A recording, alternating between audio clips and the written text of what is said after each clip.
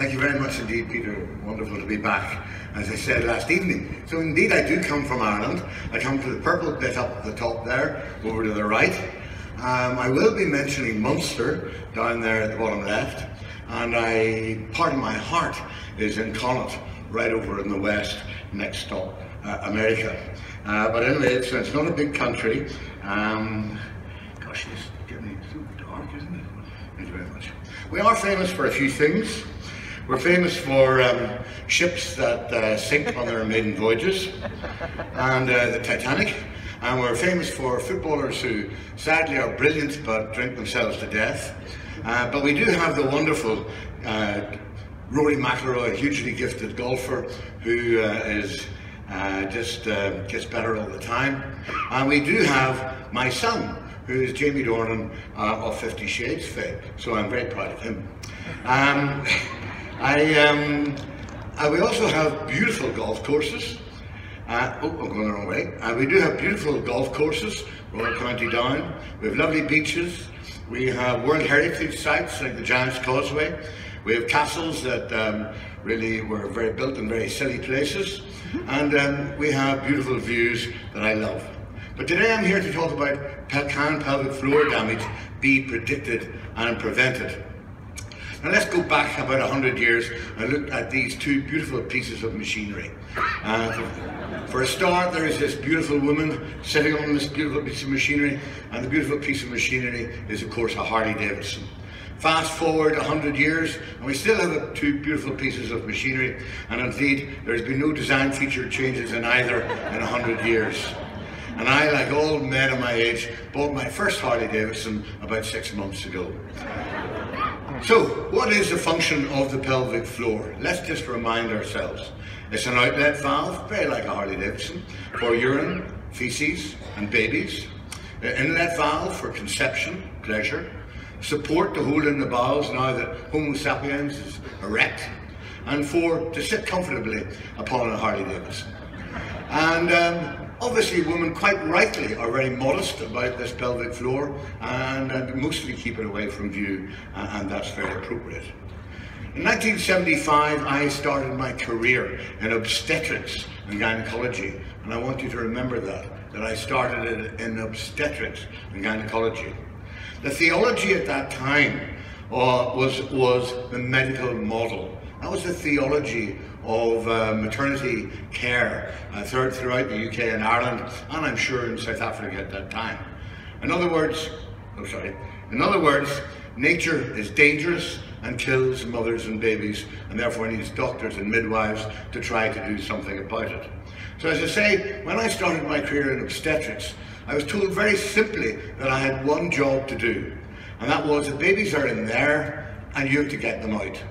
And it was as simple as that. That was my job. Every night, every day, every other night, sorry, and every day was just to get the babies out, and that was it.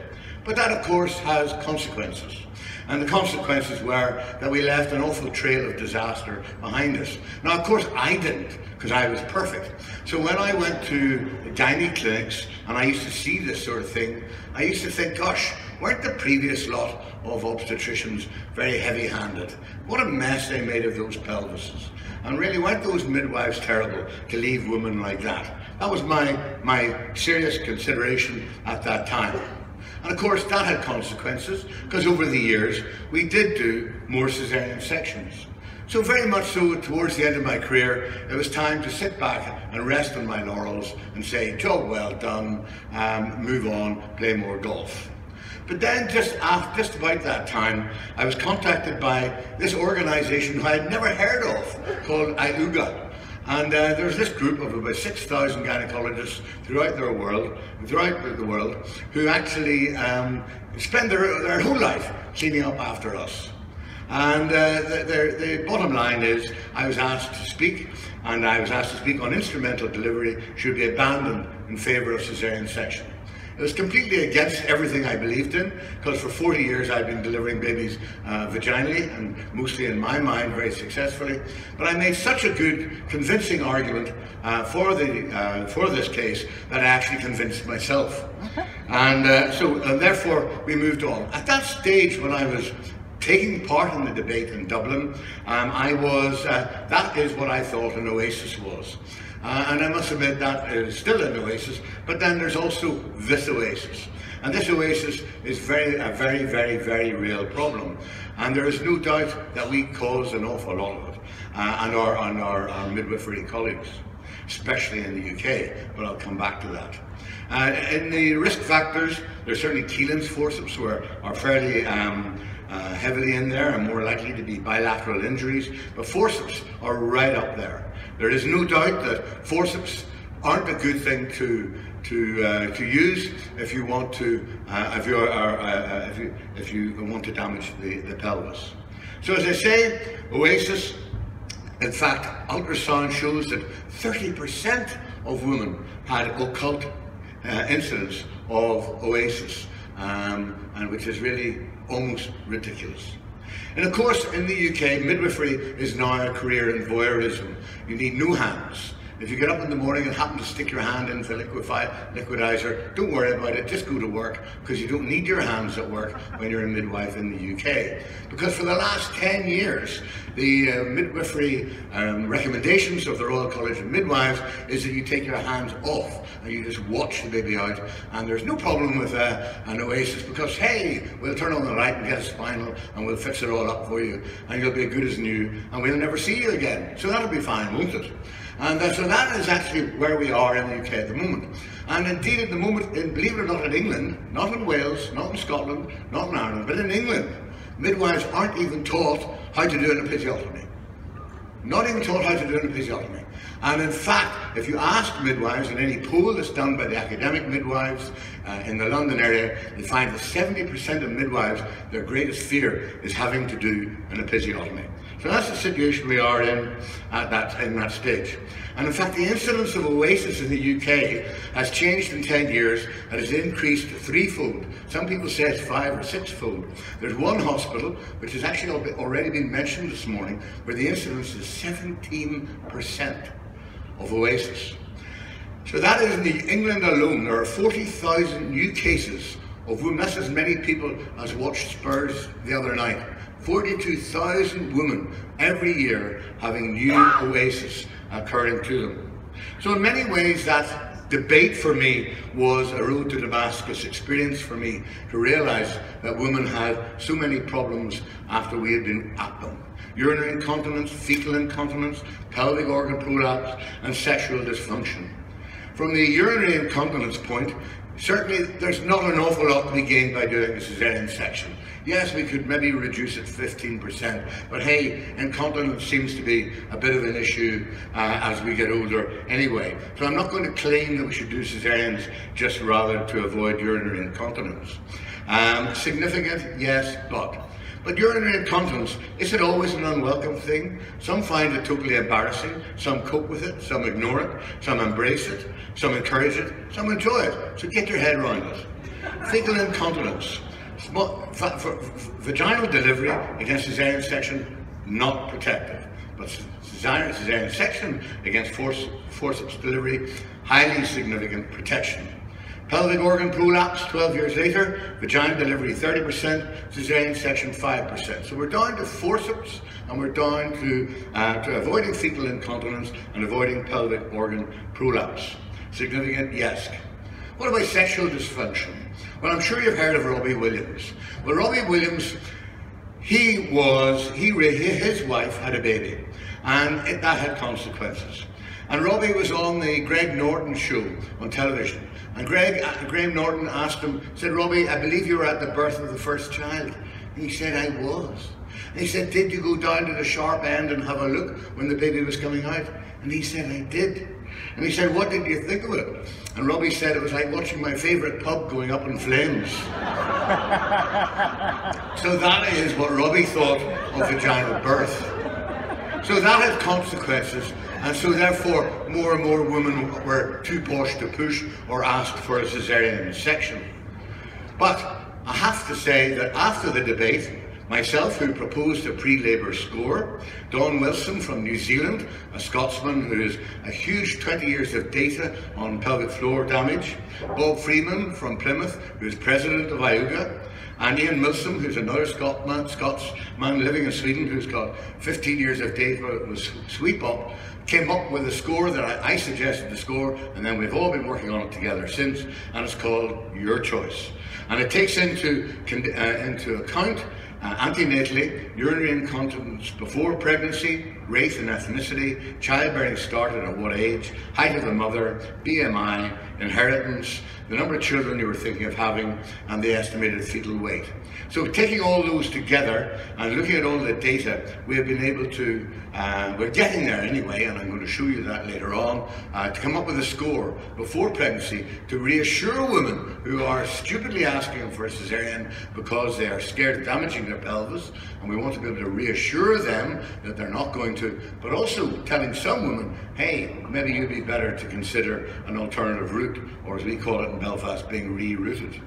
So this is the paper that we produced last year in the Gynaecology Journal, Can We Provide Mothers to Be with Information About the Risk? And we looked at these independent factors, gave them numerical values, and I'm very glad to say that the Gothenburg team have already worked on this, and we now have an online procedure for working out that. We're doing a pilot RCT. We have applied to the MRC, and we're hopeful of getting funding to do this properly and prospectively to test this. But isn't it, as Delancey said, that in a century, 25 years ago, he said, in a century that has witnessed the unraveling of the genetic code, it is surprising how little we know about functional changes in women after vaginal childbirth, how to prevent damage to the pelvic floor, and how to treat it. And it really is amazing, isn't it, that we just let women get on with it and then clean up afterwards. Anyway, the good news is we won the debate, and I lay back on my laurels again and thought, well, isn't that great? I've fired up something and we'll just sit back. And it was tempting just to stay like that. And then I started thinking, and I heard a fellow called Barry O'Reilly down from Cork, down in Munster, that I was showing you on the map of Ireland. And everything I had heard at Gynaecology suggested that there were precious few problems pre-partum, that really women had no problems in their pelvis ever before they started. But that has consequences. And they have been doing a screening for pregnancy endpoints called SCOOP trial. And Barry and his team have been looking at this. And quite amazingly, in their pre-pregnancy questionnaires, they found that actually in Cork, 61% of women showed some kind of dysfunction urinary-wise, 41% fecally-wise, 5% prolapse, and 41 dysfunctional sexually. I have to say that if there are any men in the audience and you're looking for a woman, you'd probably be better to avoid Cork. But the fact of the matter is that I think this questionnaire is probably universal, and we really just aren't looking at it. So some kind of dysfunctional, bothersome problem in a third of the population. After birth, post-pregnancy, the 61 went to 73, the 41 went to 49, the 5 to 14, and so on. But really the question that it left me was, is it time to revisit much of the accepted evidence-based information regarding pelvic floor damage? Because I have already quoted you bottom line take-home messages there at the beginning. But hey, nobody's decided to look at those women before their birth as to whether they had any of those dysfunctions. I'm sure, like many in this audience, and I'm sure including Peter, we came up with these 4 maxims in our head: the powers, the passage, the passenger, and the position. And of course, with the media interest in what we do all day, we can add on to that the partner, the public, the press, and the public purse. So there's an awful lot of P's involved in childbirth, and there's an awful lot of experts out there who actually haven't been in a labour ward since the day they appeared. So, but anyway, that's the world we live in. This is the most important journey a baby makes from the mother's pelvis point of view, from the inlet of the pelvis to the outlet of the pelvis. And as you can see, this is the way midwives used to carry out fetal assessment. And here we have her seeing whether the head was well into the pelvis or not. And 5/5 up, and 4/5 up, and 3/5 up. We always put a lot of store on that, and maybe we should return to maybe that was a very important thing. So there's no doubt that this is a 6 weeks journey. Somewhere around about 35, 36 weeks, the head is usually quite high, and it's got to move its way slowly and gradually and when it's in an OA position to get out before it is ready for delivery and full dilatation. So there are two recipes for disaster, I think. The first is the prim, term plus, head 4/5 up at term, and that is the occipital-posterior in 15% of cases. There's no natural preparation to the birth canal. The head has just been sitting up there. Nobody's told the pelvis what is coming. Nobody's told the levator ani, hey, you've seen nothing yet. Will you see what's going to come your way in the next few hours? And all happens in 12 hours when it should have been 6 weeks. That is really what is happening in occipital-posterior labour. So 6 weeks or 12 hours, that has consequences. So in nature, occipital-anterior at 5/5 above at 36 weeks, you've got 1,000 hours for that head to work its way down through the pelvis and leads to natural pelvic floor muscle training. However, in the 15% of OP, is that the brim is still there. To get to the outlet, it's only got 36 hours, and that leads to some very unnatural pelvic floor muscle tearing. Peter, what's his name, down in Australia, has wonderful scan images of the levator ani in bits after every delivery where the head has not been deep in the pelvis beforehand. So the perils of the journey taking 12 hours rather than 6 weeks is immense, and it leads to a lot of compression and tearing and bruising.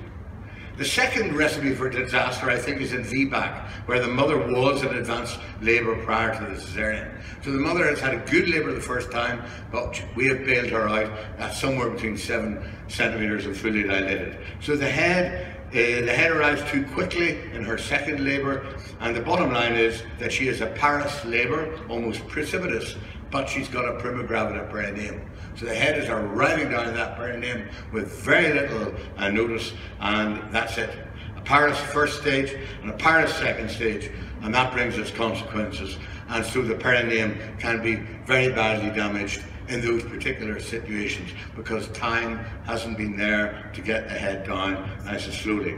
Now, apologies for showing a couple of slides that I showed last night, but the 1970s BC, before choice, were indeed quite paternalistic. But we had just been given syntocinon. We had just been given fetal monitors. We were little boys with new toys. We all went around with screwdrivers in our pocket to work at the corometrics monitor.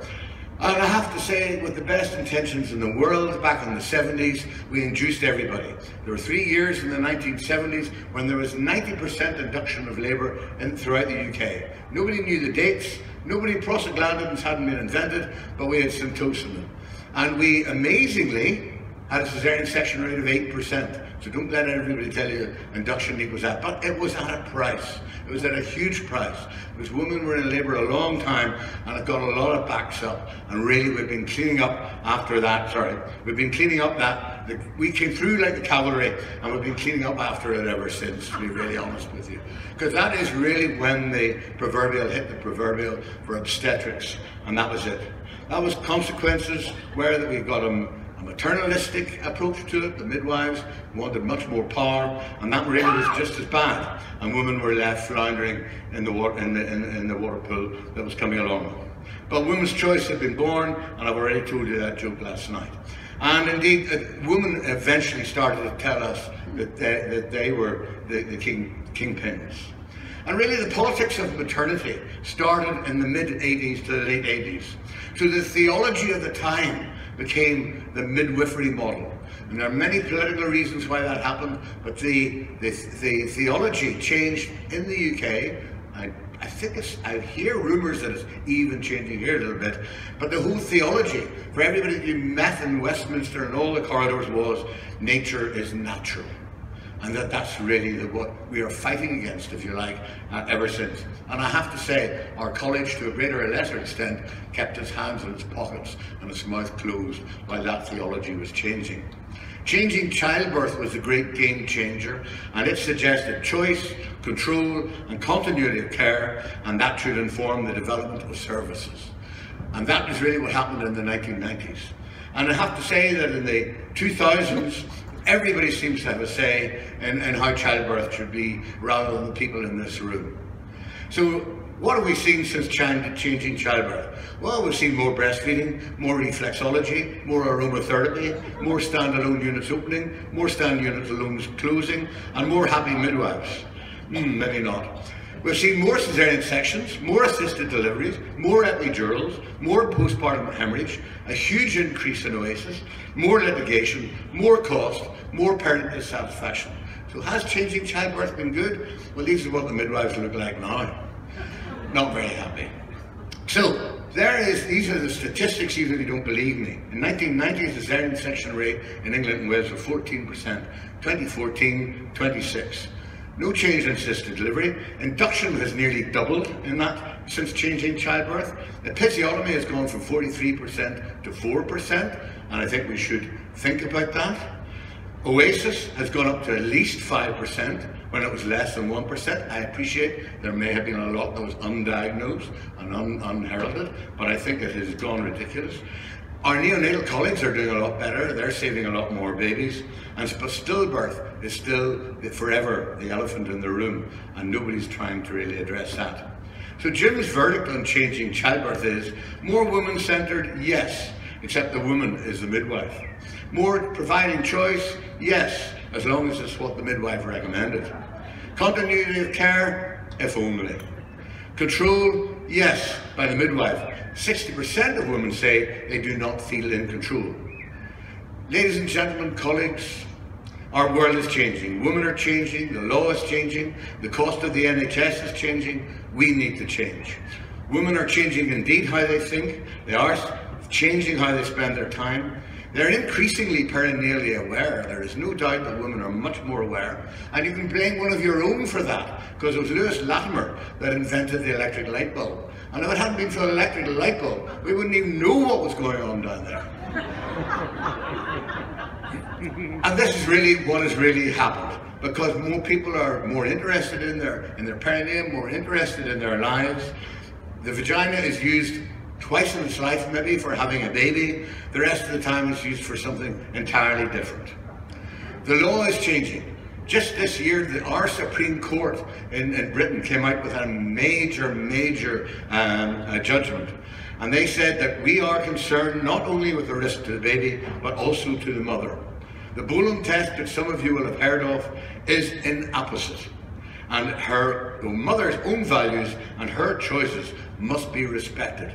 So no longer can we just say, let's see what happens in labour. We have to give women evidence-based before they set out on that labour. If we are shown not to have told them something that could significantly occur, and gone is the 5% rule, it can be any percentage. We have to let them know everything that can happen. Shoulder dystocia, everything, and give them the statistics.